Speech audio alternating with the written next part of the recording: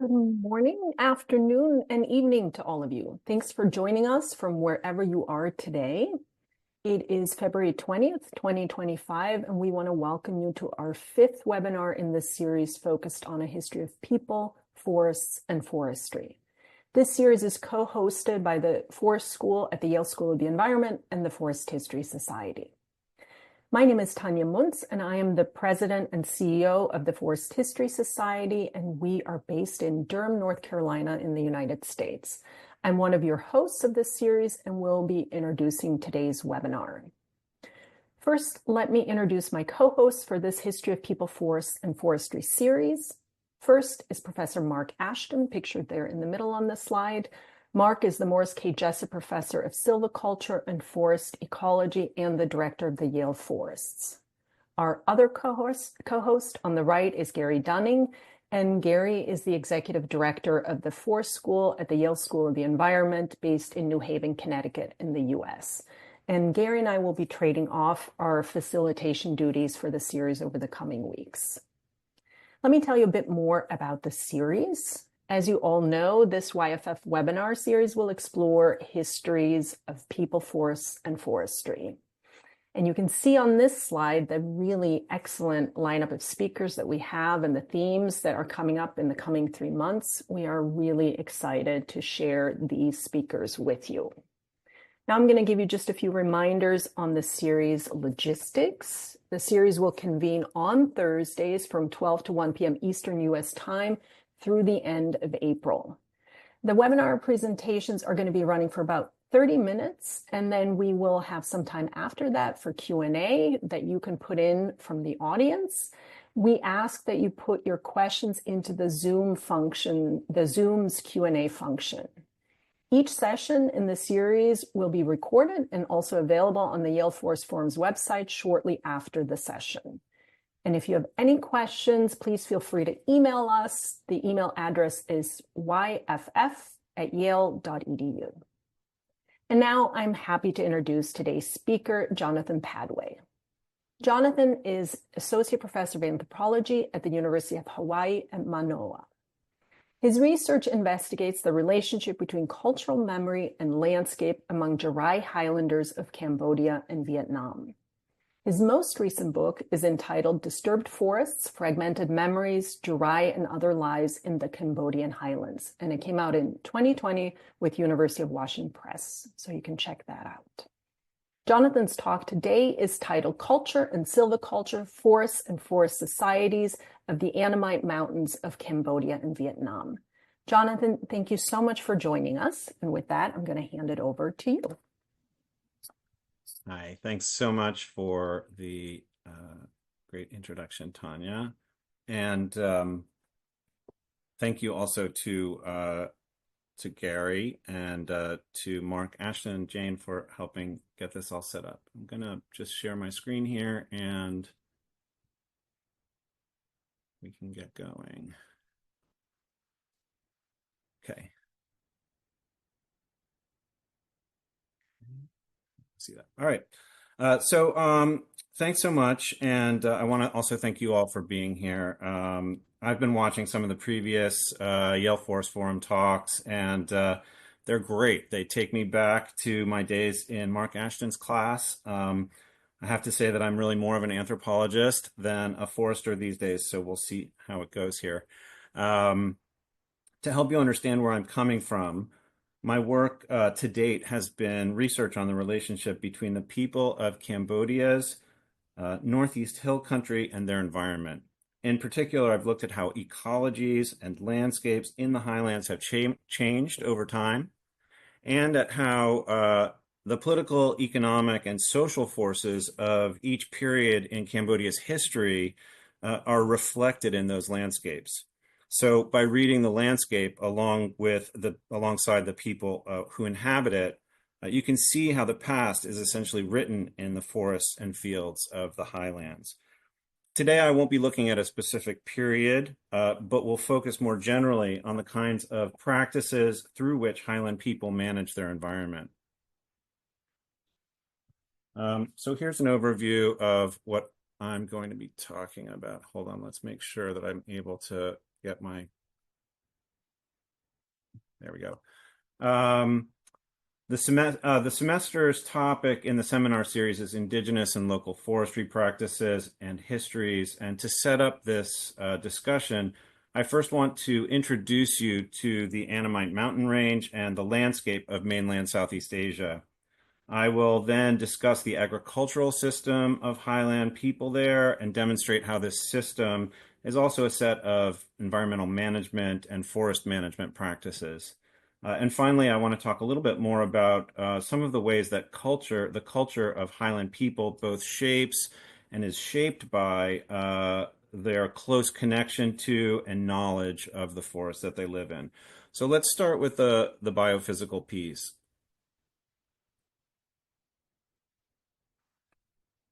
So the area I want to focus on is the highlands of Cambodia, Laos, and Vietnam, and in particular the Annamite Mountain chain, which runs north to south along Vietnam's border with Laos and Cambodia.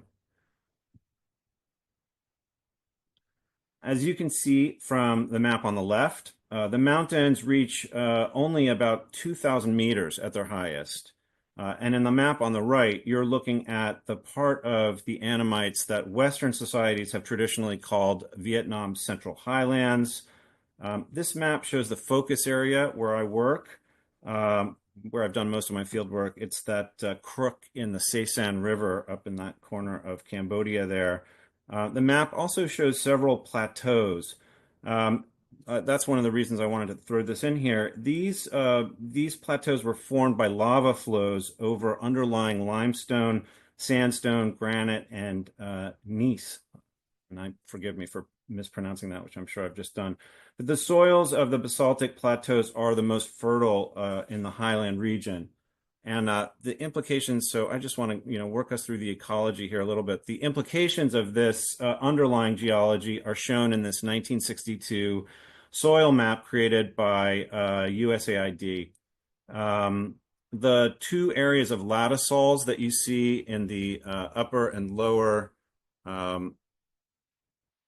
up here and down here, let me know if my arrow is not actually showing up for you. Those areas of latisols correspond to the plateaus in Cambodia and are home to two of the more densely populated groups of highland farmers, the Jurai, who I work with in the north, and the Bunong people to the south. And here along the rivers, you also see these sort of rich alluvial soils along the Mekong system and around the edges of the Tonle Sap lake system, which expands annually almost to the extent of those soils. So let's just here what you see is the correspondence between elevation and average rainfall. So this is all important. We need to know all of these things. The area of the lowlands marked in light blue to green over here sort of receives under 40 inches of rain per year. The darkest zones in the highlands receive between 140 and 160 inches of rain per year.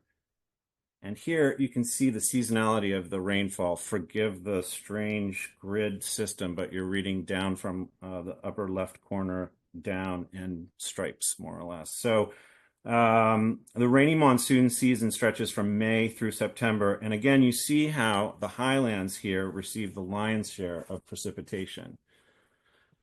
Okay, and then here what we're looking at is a map of forest types. And here you can see the relationship between all of these factors and forest ecology. High elevation and high rainfall areas were traditionally covered in rich evergreen forests. So zooming in on that same map a bit, you can see what this looks like in the Central Highlands and northeast Cambodia. In the Dragon's Tail, which is this sort of northeast corner of Cambodia here, you have those evergreen forests. But between the mountains, sort of between the mountains and the floodplain of the Mekong, you have expanses of what the French referred to as forêt claire. This is a deciduous dipterocarp forest with tree canopy only 5 to 8 meters high. and an open understory dominated by grasslands. And then down in Mondulkiri, which is this sort of area right here, you have grasslands and savannas interspersed with forest patches. All right, so these are some photos from Jean Boubet that just show what that patchwork in the sort of part of northeast Cambodia, where the Bunong are in Mondulkiri, what this looks like. So you have these patchy grasslands and some low-lying forest in that area and some high-lying forest. And the reason that the elephant is in this picture, not just because it's interesting, but also that's one of the principal occupations of the Bunong people, which has been the capture of elephants and trade of elephants out of the region for all kinds of purposes, labor, war, that kind of thing. These grasslands also are anthropogenic. They're burnt annually, usually for hunting purposes these days. But it appears that they've been produced from this way for a long time. At higher elevations, evergreen forests exhibit great biodiversity in both flora and fauna. Wildlife include populations of used to include populations of elephants, rhinoceros, tigers, wild bovid species. And in terms of flora, the upland forests are rich in lianas and arborescent ferns. Orchids and other epiphytes thrive there. Numerous economic species, which I say in the ethnobotanic sense for you foresters, which is to say species that serve a purpose to people in their productive lives, thrive here. Not just fruit trees, but also bamboos, such as you see in the background here, and rattans used for weaving and building houses. We'll talk a little bit more about the uses to which people put forest resources later. The emergent canopies of tall, multi-layered forests in these upland areas are dominated by dipterocarp tree species like Dipterocarpus alatus, Shorea vulgaris, and by species of ficus. In the understory, you find trees like Ervingia maliana and Lagerstromia caliculata, which is a fire-resistant tree that can become dominant and comprises up to 30% of large trees in some of Cambodia's upland forests. We're going to begin talking about the societies that inhabit these forests now. One important thing to understand is that these upland forests have long been shaped by human activity. The forest types I've described are all, to some extent, formed through human activity. The best record that we have of the deep history of this activity comes from core samples taken from lakes, the sediments of lakes around the region. In northeast Cambodia, Andrew Maxwell analyzed the changes in charcoal concentration and frequency of pollens in the sediments of these lakes. Summarizing the research, he found that conditions in the region were much drier prior to about 8,400 years before present, and that there was evidence of much more frequent and more intense fire activity during this time when the forests were drier. At around 8,400 years ago, there appears to have been a rapid shift to new climatic conditions, and the emergence of more humid forest types, which resulted in a reduction of the prevalence of forest fires.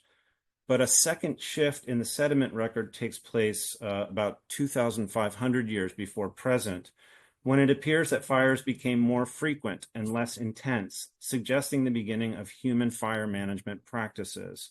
Maxwell suggests that this shift may not be evidence of the earliest impacts of human burning, but it may indicate a point at which human influence helped establish a vegetation pattern and landscape that is still visible today.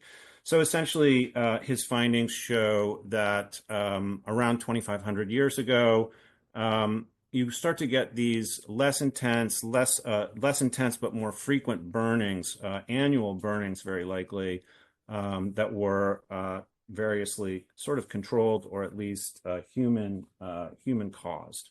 All right, so on to the present day inhabitants of the region.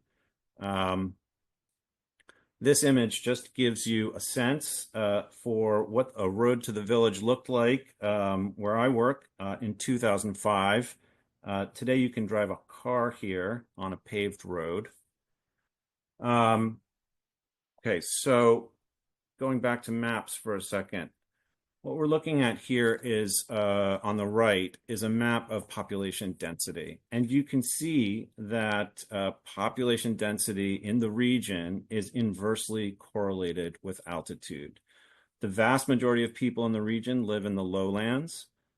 They are supported by intensive rice farming in inundated pond fields, or so-called wet rice production, in the region's river deltas and around the Tonle Sap Lake in Cambodia or along the coasts. Okay, so coupled with the population density map that we're looking at here, if you look now, what we're looking at is a map of ethno-linguistic diversity, basically. And what I want you to look up in the northern part of this map, you can see these patchy linguistic groupings up in the hill region of Laos. And then along we're going to zoom in so you can see some of these this is classic old school ethno-linguistic maps. The French anthropologists used to produce these one every year or so. No longer is the case. But here we're looking more just at Cambodia and into Vietnam at the area and the area where I work. And you can just see how many different ethnic minority groups live in this area. And you're also looking at the prevalence in these heavily populated areas of Khmer speakers or Khmer speakers, speakers of Vietnamese. And then in the highlands, you have different Austroasiatic and Austronesian languages. So coupled with that population density from before, what you're looking at is essentially a distinction between ethnic diversity, linguistic diversity up in the uplands, and these what are often called state societies in the lowlands. Let's take just a look at, so this distinction between these two, the upland and lowland societies of the region, is one of the principal characteristics of this region and extends also out to even into insular Southeast Asian in certain ways. So this chart just sort of documents a little bit of some of the kind of cultural differences, the differences in productive systems, language, that kind of thing between lowland and upland. And as I say, many of these distinctions hold true to a greater or lesser extent across the entire region, including island Southeast Asia. I'm not going to read the chart to you, but you get a sense for the differences, this lowland societies being Buddhist in Cambodia, associated with kingdoms, with the Cambodian state, taxation systems, and this kind of thing. Whereas in the highlands, people are remote from that. There's often less stratified societies and animist, so-called animist religion, this kind of thing. And then, of course, the agricultural or productive differences between the two. So because the highlands are sparsely settled and have been largely outside the reach of lowland kingdoms and state societies, they're often referred to as remote and thought of as having subsistence economies and production systems that were cut off from the rest of the world. And that's the way they've been depicted in the literature in many cases. And this impression is quite wrong. In fact, Highlander production systems have long been integrated not only into the regional economy, but into the global economy as well. And this has to do with their use of the region's forests. During the pre-colonial period and into the early colonial period, if you were able to create an account of Cambodia's exports, which you couldn't do because Cambodia as Cambodia really didn't exist, but were you able to make an accounting of this, what you would find is that almost all goods shipped from Cambodian ports were in fact forest products like ivory, wax, honey, various kinds of tree resins, lacquers and aromatic woods, animal skins, and other forest products. I want to provide you with one telling example. So this map shows pre-colonial trade routes which connected China to India via the coast here, and obviously connected Cambodia to what we call East Asia. And this map here shows the routes used by the Dutch East India Company, which is this is a sort of a 17th century map. The Dutch East India Company just began playing a role in an already existing trade linking China to India and the rest of the world through this region and through the Straits of Malacca down there where it says Batavia. North of there. Okay. Kenneth Hall points out that in the 1600s, the Dutch, he writes, especially profited from the sale of Cambodian forest products and deerskin hides in Japanese markets, as dried deerskin breastplates were a critical and virtually mandatory armor for Japanese samurai. Based on shipping records, Hall shows that every year the Dutch shipped roughly 100,000 deerskins from the region to Japan. Meanwhile, in 1643, Hall writes, based on existing records of this, the competing Chinese shipped 93,000 deerskins from Cambodia to China and 128,000 the following year. So somewhere around 200,000 deerskins every year leaving this region and heading to Japan. And these are deerskins that would have been hunted by highland people and traded down the rivers to the major ports on the Mekong. And these trading routes continue to exist and existed well into the 20th century as well. Here, I just wanted to show you some older photographs of hunting in the region, and a very active role in collecting and trading forest products was a hugely important piece of the Highlander economy, joining them to global markets and helping to demonstrate why they were in the uplands in the first place. Here's another photograph from an American hunter in Cambodia in the late 1950s and 60s. I just show the continuity of these practices. Okay.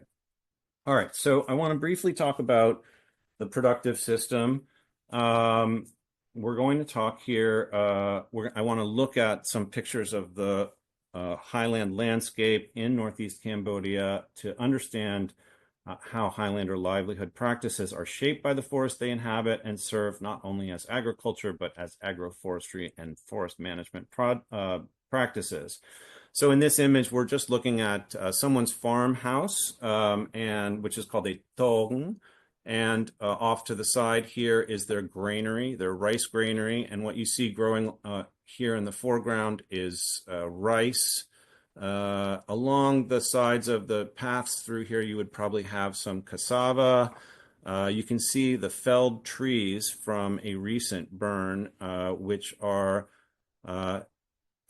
scattered across the landscape and are actually holding soil in place, among other things. So we'll take a look here a little bit at what a Swidden landscape looks like. This is a similar set of farmhouses to the one that we just saw. And in this photograph, you're seeing bananas along some of the edges of field here, probably in a more inundated or swampy area. The rice here you see interspersed with tobacco. And then you see bamboos often, you can see some bamboos along the side. Usually some planted bamboos are used to demarcate boundaries between farmers' fields. This photograph also gives you a good sense for the mobile nature of the Swidden fields. So we are down at the bottom of a swale or some sort of watershed area, and up towards the hills they have not yet begun cutting their swidens, which they'll probably do the next year. So this is what often happens, is that the first place that a farmer's family or a group of families will begin the process of cutting forest is at an area that has a water supply, and then the next year or two they'll move up the hill, generally cutting about a hectare per year and maintaining a series of plots across the landscape. So one family, which kind of works as a productive unit, would be managing several different plots in different microhabitats, in different aspects where they would receive probably different amounts of rainfall and could expect different outcomes based on what the weather is like that year. Swidden agriculture was defined by Hal Conklin, great Hal Conklin, as any system in which the period of fallowing is longer than the amount of time that the plot is used for agriculture, for farming. So essentially, it's a system that relies on farming for a limited amount of time, after which the land is fallowed for a longer period of time than that. The system that Conklin famously described in Hanuna'o agriculture had very long fallow periods, up to 20 years or more. And that's also the case, was also the case for the Jarai, these people that I work with, the Jarai farmers who cut their farm fields and actually use them, as is common in these plateau areas that I pointed out to you on the map, farming them for 2 or 3 or more years, up to 4 years, before fallowing the field and letting it revert to forest. And there are a number of for anthropologists, famous ethnographies of these processes, including Georges Condominas's "We Have Eaten the Forest," which describes a long rotation swidden system as well. So we'll just take a look a little bit at what it looks like for the Jarai of Northeast Cambodia. So this is a young man who's erected a scaffold to be able to chop down a tree at a place in its trunk where it's narrower and easier to take down. You can see the very long, the way that his axe is constructed has a very long I believe that's the shaft. But in any case, forgive me for forgetting all of the stuff that is actually in my book, if you need to know the pieces of the axe and what they're called in Jarai. But he has already, as you can see, slashed some of the brush around this area and allowed it to dry out a bit. And now he's going through and cutting down trees. And then what will be done is that this plot will be burnt. Following the burn, this is what it looks like. Smoldering trees, leftover branches and things like that, which are then gathered together for a second burn. This is called yamwa. That means to gather together for a second burning. And then once the burn is essentially complete, the land is dibbled, which is to say, a man, and it is always a man, unless it's this land that a widow is farming, something like that. But it's usually a man. Let's say this is a gendered role, to dibble the ground, which is to put holes at regular intervals in the ground, and then he's followed by, in this case, this is my friend Pekin, and he's followed by his wife, who is using what's called a ding bai, which is this tube, this bamboo tube, which has a node at one end that closes the tube. And at the back end, it's hollow all the way down and is filled with many different types of seeds, gourd seeds, tobacco seeds, what else? Sesame seeds, all kinds of different seeds, depending on the way that some seeds are planted by broadcast planting. But in this case, what she'll do is come along behind her husband. Her name's Bien, by the way. She'll be walking behind her husband, and in each hole, she'll skillfully cast an assortment of different kinds of agricultural crop seeds.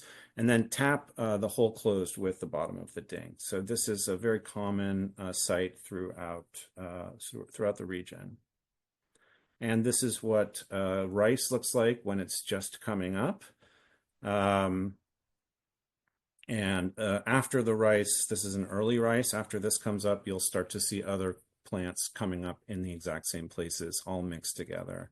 And so this is what the harvest looks like. Here you can see a group.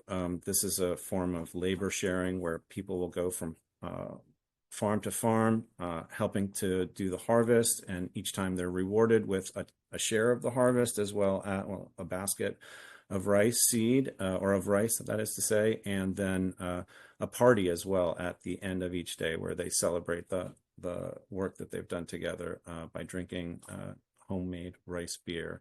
And you can see tobacco in the background here, as well as the rice, and there will be some sesame in this field as well. Okay, this is just an kind of a depiction of the agricultural calendar. You can see that once the dry season is starting to come to an end and the rainy season is beginning, it's during that period that you have slashing, felling, burning, and planting. Once the planting's taken place, weeding is sometimes they'll weed when you have weeds coming in, especially to second and third year swidens. That's really the reason that people leave a swidden to fallow, is because it becomes unmanageable. The weeding, the sort of plants that weren't there after you burned are now there.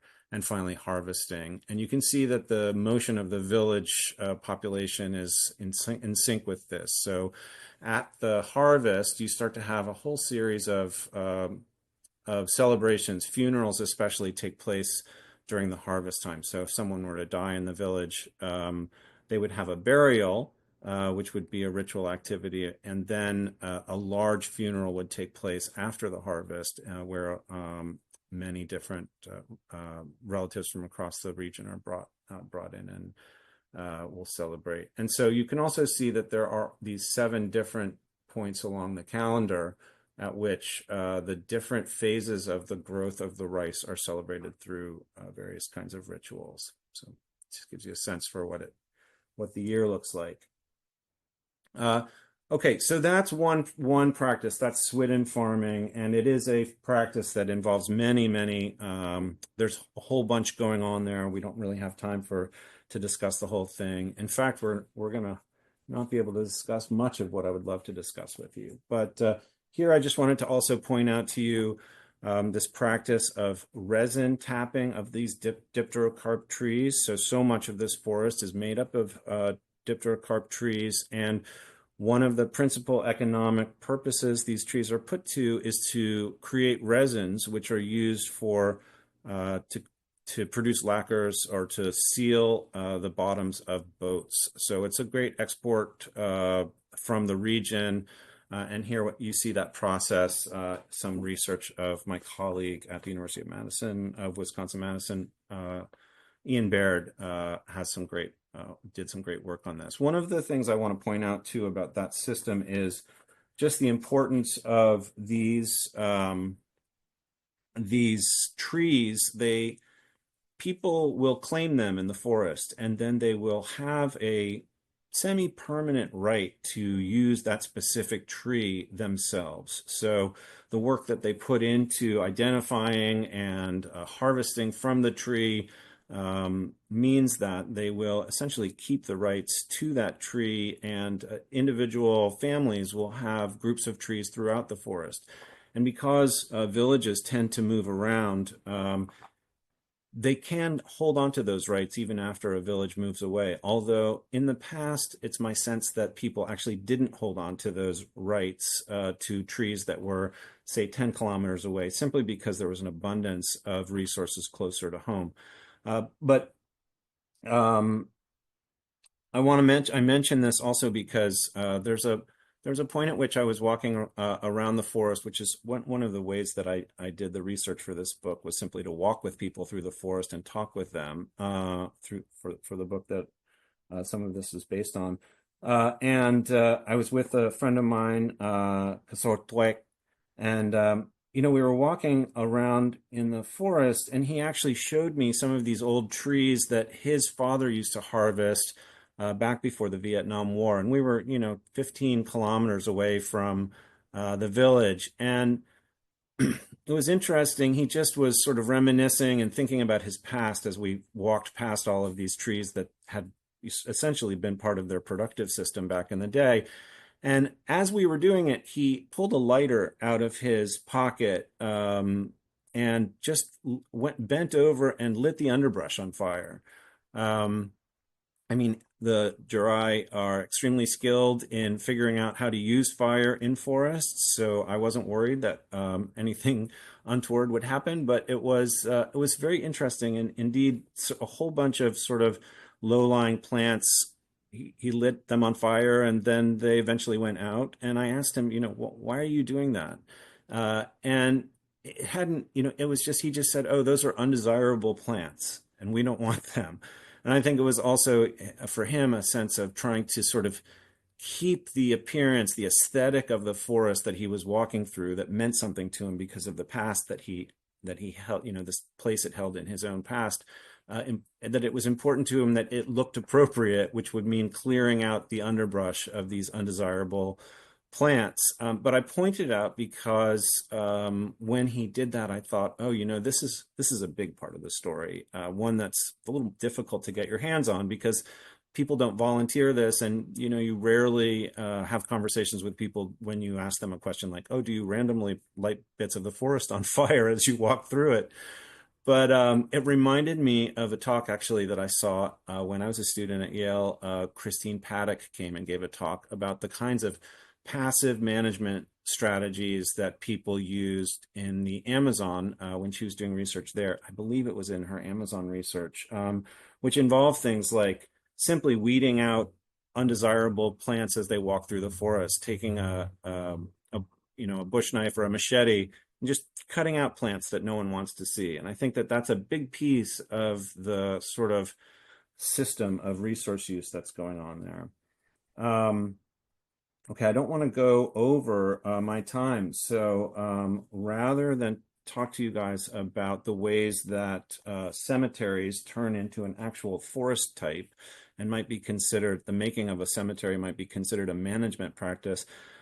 You guys can ask me about that. I have some slides about it, but why don't I stop now and just open it up to questions? Because I see it's already 12:37 for you guys. So I'm going to unshare my screen, and I guess I can reshare it again if people want to ask questions about specific slides there.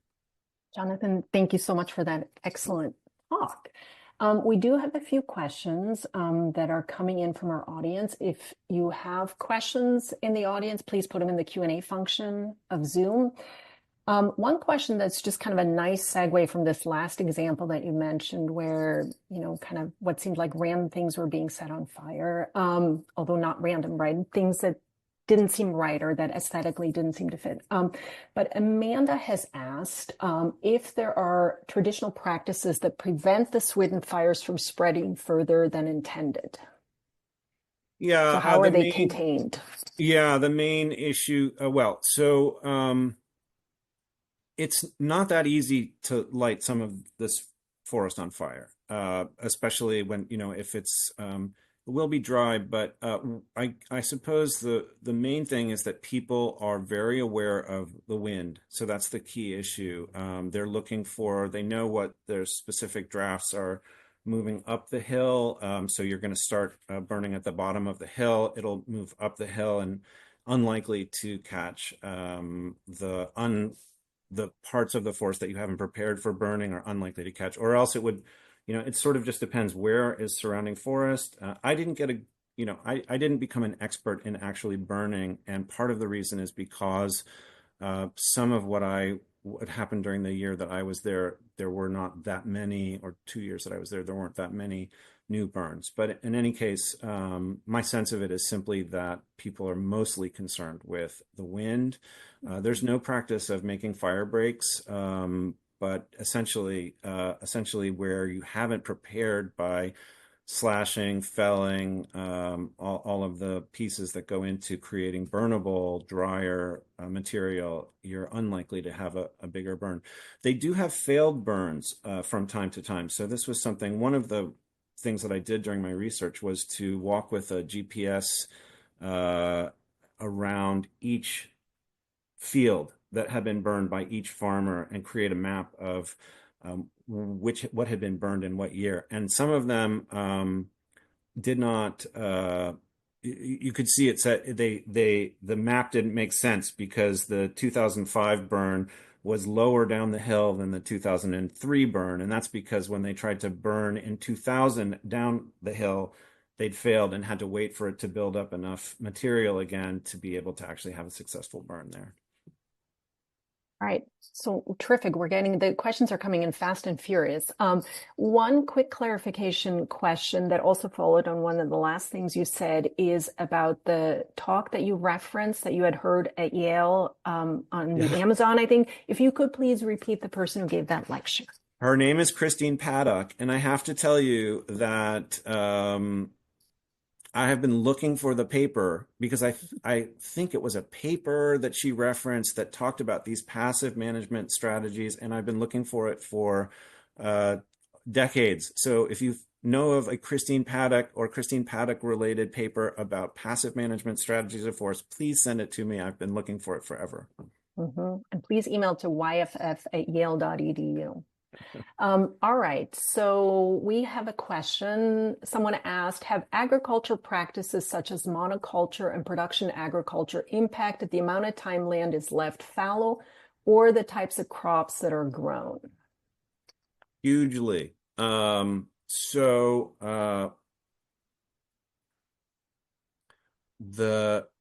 forests have changed just enormously in the past 10 years and the past 20 years since I've been working there.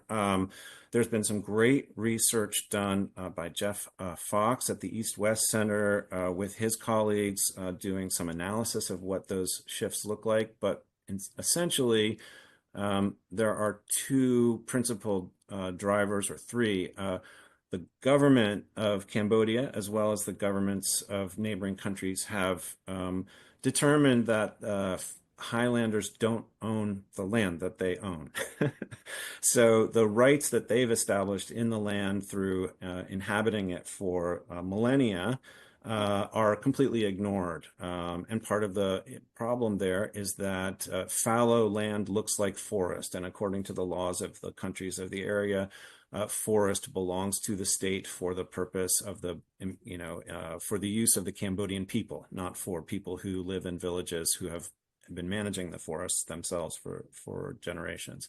So the first thing that sort of happened was a series of just runs on the timber in that area by international firms. Then in the early 2000s, there were a series of concessions granted for the purpose of rubber plantations. I think a lot of that also was motivated simply by grabbing timber out of those areas. But today, very large 10,000 hectare plantations, rubber plantations, surround and pen in the farming systems of the highlanders. So they're not able to fallow. Another thing that happened, however, was a more sort of a story of Highlander ingenuity and maneuvering in the face of changing situations. So around the time that I started working there, just before in the late 1990s, Vietnam entered the cashew market and began producing cashews for global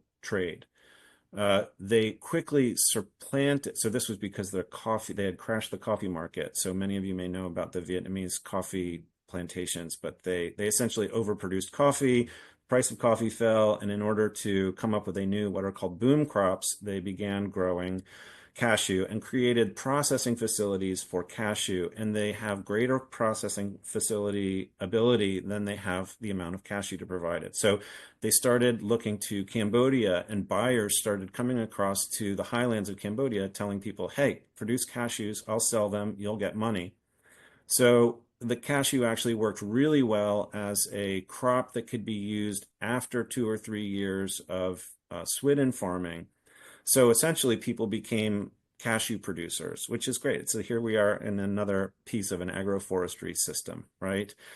You clear your land, you plant rice in it, and then eventually you're growing cashew. And cashew fits really well. I've written about this. It fits really well with the agricultural cycle because the weeding works well with when people have labor availability. The harvest is not very time consuming, and people are already in their farms for that period. So it had some impact, but essentially people began producing cashew and buying rice. Nowadays, there's also the rubber plantations. I've seen local people in the villages where I work have been uh, growing rubber and making money growing rubber. 100 trees, that's not a bad amount of income.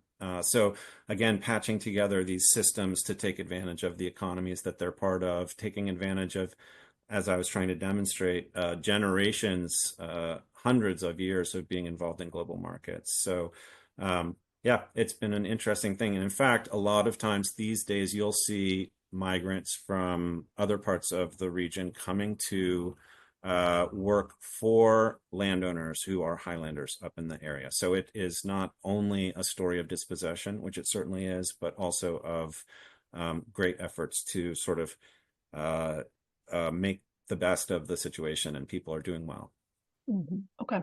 So I have a question from Ben that sort of touches on many of the things you just mentioned, but maybe there's a few pieces to fill in. So he asks, can you talk more about how Sweden systems among the Jurai and other upland groups in the Annamites are changing due to new pressures like hydropower, large-scale plantation, which I think you talked about a little bit, and protected areas, as well as climate change? Yeah, it's a great question, and those are major drivers of the change. The hydro is really important because, like the village that I work with, they lived by the river for a long time before they moved up to the hills. There's a lot of fishing that goes on, and it's really negatively impacted by these sort of dam releases and flooding. The question of climate change, hugely important. You may have seen, if you've seen any news from the region, they've had torrential monsoon rains and flooding, and that's interspersed but with drought conditions when they're not supposed to be. All of the rice varieties that the farmers use are sort of specific to they grow them and know the characteristics of the rice, and some of them are more drought resistant, drought tolerant. Some of them are better for swampy areas. So people are trying to adjust, but the conditions are are not. It's difficult. And let's see, the other piece of it that I thought was interesting in your question, which I've now forgotten. What were some of the other things? From protected areas as well as Oh yeah, climate protected change. areas, right. So that's an enclosure, right? I mean, basically the story of highland farming it relies on this extensive area that people have under management, even if it doesn't look like it. So the enclosure of these areas for the purposes of conservation had a negative impact, and there were a lot of conflicts between, especially, I think, Brau people up in the Virache National Park area, and there's been some really good writing about that, constantly wanting to go back up to their fields. The other thing that you need to take into consideration, and which I've also worked on quite a lot, is the impact of the Vietnam War and the Khmer Rouge period in Cambodian history, where especially the Khmer Rouge, which were a Maoist communist group, resettled everyone down from the hills to the valleys. And that's been a project of mainland state societies of the Cambodians towards the highlanders for a long time. The lowland folks like to have highlanders close at hand where they can be observed and not doing things up in the hills. So it's been a very that's a complicated history, but the desire of people to go back up to Virache Park was what became Virache Park, was that they were seeking to go back to traditional homeland areas. And this is the case across this part of northeast Cambodia. And it's something that you see also all over the place. I happened to do some research on Mozambique, and after the Mozambique War, the conservation efforts to establish conservation areas throughout Mozambique actually were a very similar thing, where the displacement of people that was caused by the war created an opening for the creation of new enclosures that then people were not allowed to go back to. And, you know, the story throughout all of this is this failure to recognize the established rights of people in their forests, and the displacement as a result of that. Mhm.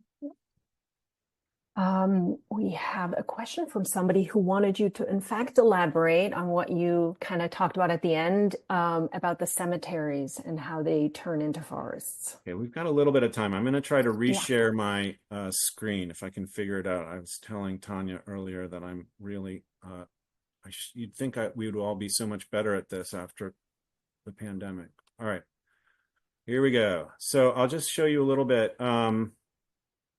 I wanted to read to you from my book because it describes my relationship with a good friend of mine, so I enjoy reading it. But let's see if I can get this thing to go forward.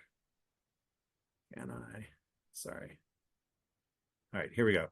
So what you're looking at here is a very large tree, and in front of it is a piece of funeral statuary that has been there for a very long time. The funeral statue would have been placed at the corner of a tomb of a person who was buried there. And it's made out of a good tropical hardwood that has somehow, especially I guess now that it's underneath a nice forest canopy, managed to survive for a long period of time.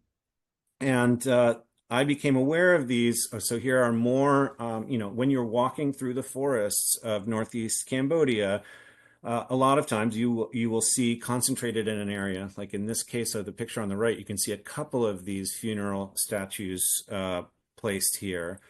And almost invariably, the forest right around this area is this very tall forest. And the reason for that is that it hasn't been cut since people were buried there. And what happens is that villages tend to accumulate dead people, right? People die and people are buried. And when they're buried, there's a whole set of practices that the Jurai do to help them into the next world. The idea is that they are still living in a sort of invisible world that operates exactly opposite to ours. The dead have their own language.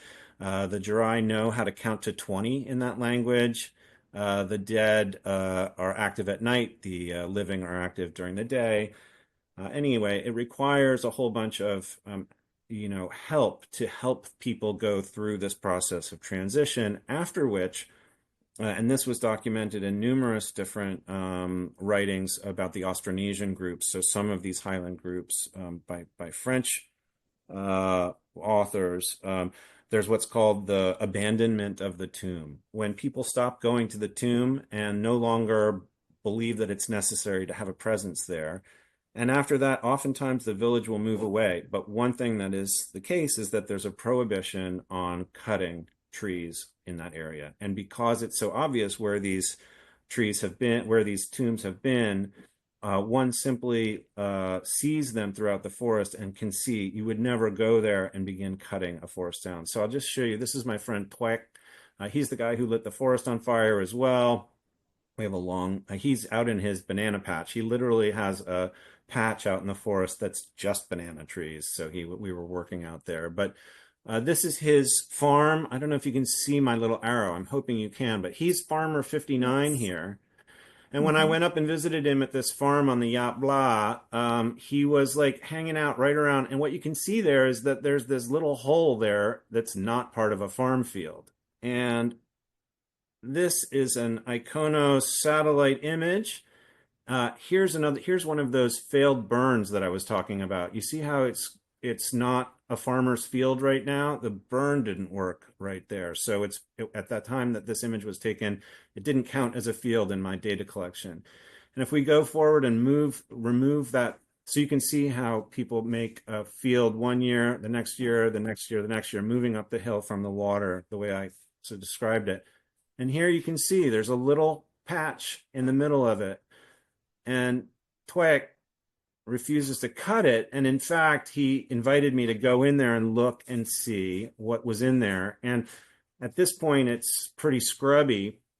That has to do with a couple of things. It's not the high forest that I was describing, but it's a management conundrum for Twek, right? He needs to manage the relationship between his farmland and this forest, which will become what's called a Glai Tao, which means forest of the dead. The story behind, these are just some guys. The story behind the dead people in Twek's field is that they were victims of a bombing by American B-52s during the war. So part of the way that the landscape is constructed today has to do with that history. And that's part of the research that I've been doing, is just to try to show how the landscape shows this past. And when people are interacting with these patches of unfarmable land on their property, it has to do with that past and sort of a relationship to the past that is expressed in the landscape. So I'm going to unshare again. Okay. Fascinating. One thing of note is that we do have that reference for Christina Paddock, and everyone can see it. It's in the chat and should be visible to people. It's a 2021 paper. Well, okay. So you can take a look at that. I think we have maybe time for a couple more questions. One question that we have in the queue is whether there's a relationship between, quote, undesirable plants and non-native plants. Are invasive species a factor in these forests? Is it acceptable to just urge people to read my book? It is totally acceptable. I worked a lot on these questions. There's an entire discourse around non-native plants, including two. That I studied intensively. One of them's called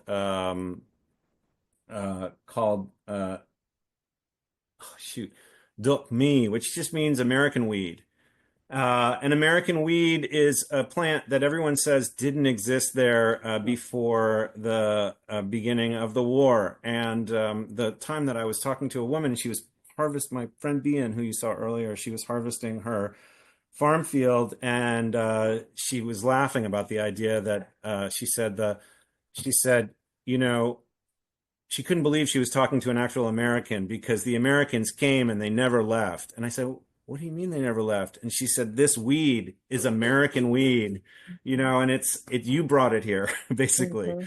And I said, what? And she said, yeah, you know, it was dropped from the airplanes onto our land. And I thought, that's like, I had this Crosby, Stills, Nash and Young vision of like a B-52 opening its bomb bays and flowers falling out. And she just looked at me and she's like, no, it got caught on the runners of the helicopters and dropped here. And now we can't get rid of it. And there's a couple of different, I guess there's American thorn and airplane weed. Sorry, forgive me. That was airplane weed. There are histories of these kinds of stories that go to in Sumatra. Michael Dove has documented how Sumatrans have a version of this called Japan weed, which is this, I believe it's the same weed. It's mimosa. No, it's Chromalena odorata. So it's one of the major sort of invasives or non-native species around the world. And there's a lot of research that's been done about how Chromalena has spread through military expeditions, bases, ships, this kind of thing, on troop transport vehicles, stuff like that. So their narrative, this narrative about invasives, is also one. Now, you asked whether people don't like Chromalena. In fact, people don't mind Chromalena. Chromalena has taken on a role as a first colonizer of abandoned Swidens. And in fact, I have some great pictures I didn't bring, but I mean, they're on the computer. I'm talking to you, so I brought them, but I didn't bring them. Okay.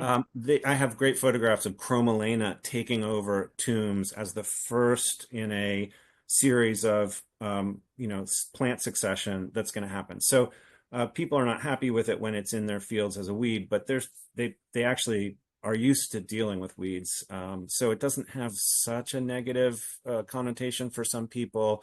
There's debate over it, over whether it's better to have that versus a grass. But eventually you'll get a grass, and then after the grass is gone, that's when it's okay to actually, that's when you could cut again. So We have about 1 more minute, and I thought I would take the facilitator's prerogative and maybe even encourage you to say a bit more about your book and just sort of tell us what your favorite thing is in the book and that you think people would really be interesting for people to read about. My favorite part of the book is the first bit of the book when I was walking through this town, this settler town in the highlands with a very good friend of mine, not Twig, and he just was making all these hilarious observations. People don't come into town very often, and he was saying he's looking around at these houses, and he asked me about this house, and he said, I didn't know that the Cambodians lived in longhouses. And I said, oh, that's not a longhouse. That's only one family lives in there. And he said, just one family, looking at this thing. And he said, where do they shit? That was his question. And I said, inside the house. And he just laughed, and he said, they shit inside their own houses. It was this comment on development and how so off the whole concept was to him. Who would want to do that, was his question. And as we're walking along in the town, all of a sudden he sees this ornamental plant, Platycerium. It looks like a lettuce on the side of a tree. He sees this thing, and his face turns white, and he just ran across the road and ran away. And I had to go catch up with him, and he just said, yeah, if you see that, you got to get away from it. It's evil. And he had these reasons for why I have these deeply held beliefs about this. And it was also illustrative, again, of the ways that their understandings of the forest are so closely related to their understandings of the spirit world, and all sort of inversion of what's right and what's wrong in the developed spaces. So, I think that those insights that people have, the ways that they express them using this language of the forest, of plants, talking through plants about their past, is one of these very, very rich pieces of dry culture that, we all do these things ourselves. And it's just great to be able to talk to people in a very different part of the world and find out, yeah, they also, talk about how crazy things are by commenting on rich people's houses. All right, fantastic note on which to end. Thank you so much, Jonathan. I want to give everyone a reminder that recordings of today's presentation will be available within several days on the Yale Forest Forum website. This slight delay is so that we can accurately capture each session and make them more accessible. Slides are also going to be available, and when possible, referenced with documents and readings that will be linked on the Yale Forest Forum website, so please check back. And please continue to join us for more in the series on Thursdays from 12 to 1 p.m. Eastern Time. Next week, we will hear from Annabelle Ford. You see her there. Her talk is The Ancient Art of the Maya Forest Garden, a Mythologized Past and Uncertain Future. Gary will be hosting that webinar.